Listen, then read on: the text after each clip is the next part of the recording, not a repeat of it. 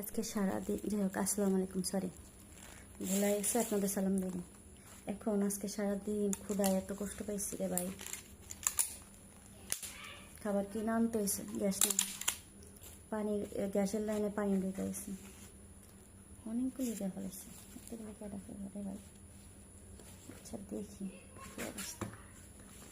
এটা হলো গাজীপুরা নামের একটা জায়গা, যেখানে আগে আমি থাকতাম, ওই জায়গার একজন।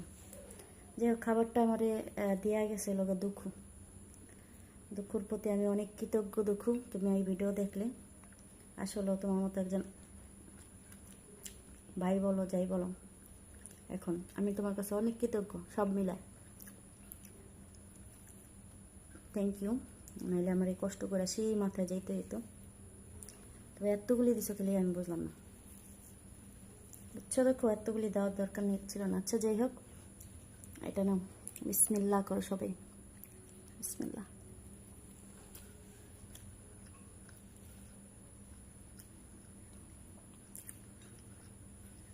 মোল্লার বিরিয়ানি তৈরি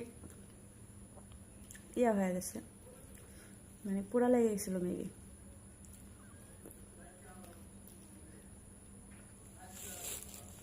খাবারে মানে এত ক্ষুধা লাগছে, আমি এগুলি না স্বাদে খাওয়া শুরু করে দিছি। যাই হোক, কিছু কিছু মানুষের ঋণ কখনো শোধ হয় না, তেমন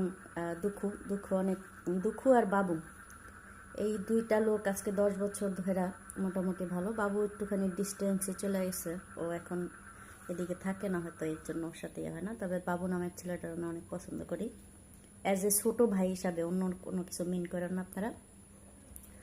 ওদের ঋণ আমি কখনো শোধ করতে পারবো না, আমি ওদেরকে অনেক ভালোবাসি।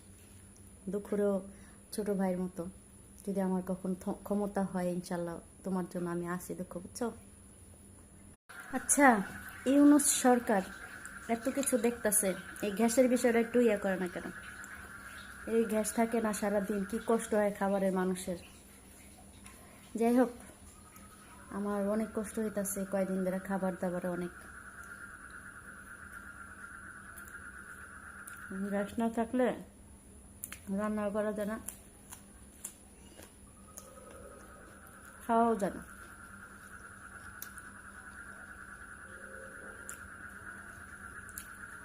সরকার এখন তো অন্ততকে গ্যাস দিতে পারে না, এত এত জায়গায় সিলিন্ডারের সমস্যা বাস্ট হইতেছে, অন্তত পক্ষে এখন দিতে পারে না সবাইরে গ্যাস। বুঝি না।